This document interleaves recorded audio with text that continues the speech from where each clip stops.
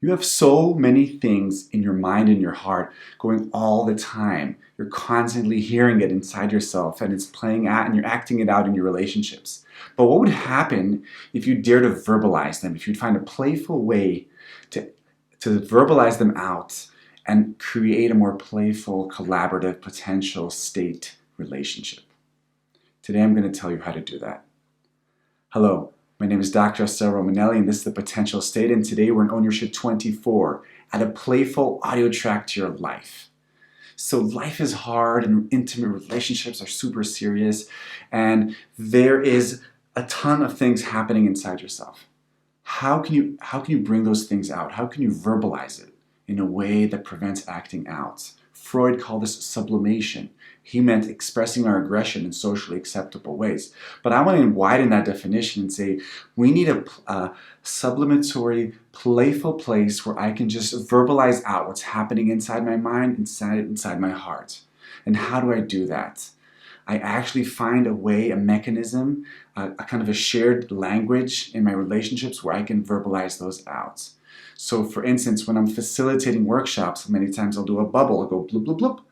And that's my way of sharing with my learners that right now something is happening inside my mind. And I want to create a space where I can kind of test things out.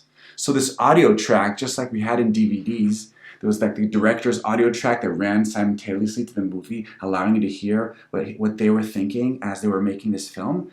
So we want to create a space where our partner or our loved ones can hear what's happening in our mind, but in a not aggressive way, in a playful way, where I can share my defense mechanisms, my aggression, my projections, my fears, the way what I'm thinking about right now. I can share it in a way that's not threatening and not aggressive. What would I gain when I do that? I get a rehearsal space. I get a rehearsal space for things I'm thinking. I'm testing things out. And I can see my partner's reactions, but I can also take it back because it's a kind of a playful agreement. It's like a secret language. It also introduces play and it prevents trauma mind because we're doing this in a playful way. So I want to give you a few examples. So I'm going back to when I'm facilitating a workshop. So I'm interviewing someone on stage even, and I have a thought, blah, blah, blah. So these are my thoughts I'm thinking right now. I'm not saying it directly to the participant. I'm not preaching it. I'm just kind of sharing it in a playful way. Or another way, I can just do pause. I'm talking to someone. I'm like demonstrating extra. I'll do pause, and then I'll share with the audience what's happening. Or in the clinic, this happens all the time when I'm supervising therapists, and we're getting into once I was supervising this therapist, and we were kind of getting into this argument, and suddenly I turn to the audience and say, what you're seeing right now is the supervisor and the therapist kind of duking it out. And I'm wondering to myself, dear audience, what's happening here? Why are we doing this? So by turning to a third party, almost talking to an imaginary audience, I have a chance to kind of tell my learner, tell this therapist I'm working with, what's happening in my mind without them feeling like I'm analyzing them directly, without them having to immediately react to what I'm saying. And perhaps my favorite example, which I do all the time with my amazing wife, Galit Romanelli, we call this the Secret Service. It's very simple. You have this wrist, and you're basically just talking to the Secret Service. You're talking to all the other people. So I'll use this all the time. If I'm getting defensive, so I'm going to say, okay, everybody on guard. Galit's going to say something that I might not like. Everyone on guard. Or take out all their knives. Let's start jabbing. Or not really sure where I'm going with this talk, but I'm going to go with it anyways. And the second we do the Secret Service, it's my way of owning my shit, of letting Galit see what's happening, even when I'm getting scared or angry or upset or defensive or jabby. But I'm saying it to the Secret Service, I'm not saying it to her. And she has the freedom to either address it or not address it. And the fact that I'm saying it, it's like me saying, Galit, I'm getting defensive right now. But I don't want it to be too heavy or serious. I want to add a little bit of play. So I can just say it to my Secret Service people.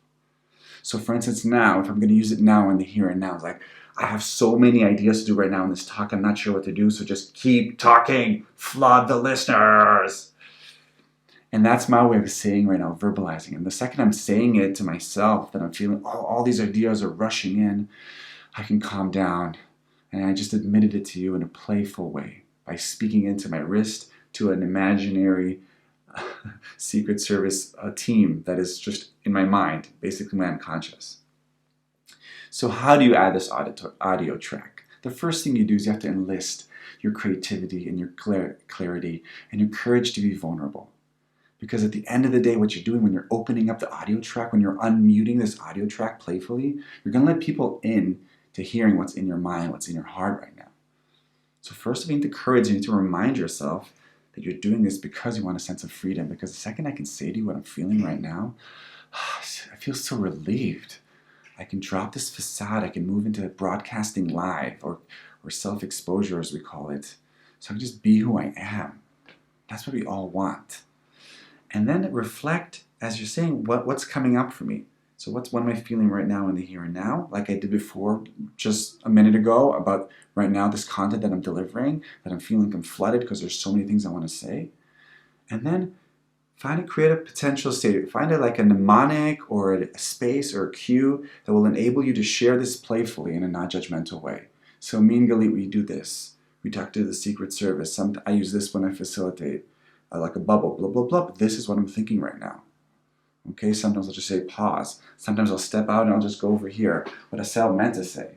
So find a way that's good for you and your relationships. And if you keep doing this over time, you're going to create an environment where other people can start talking to their Secret Service, where other people can say, bubble, can give that bubble. Where more and more you have a space where it's soft. It's soft. And not everything you say is written in stone, and you can take things back, and you can be moving, you can be agile and flexible.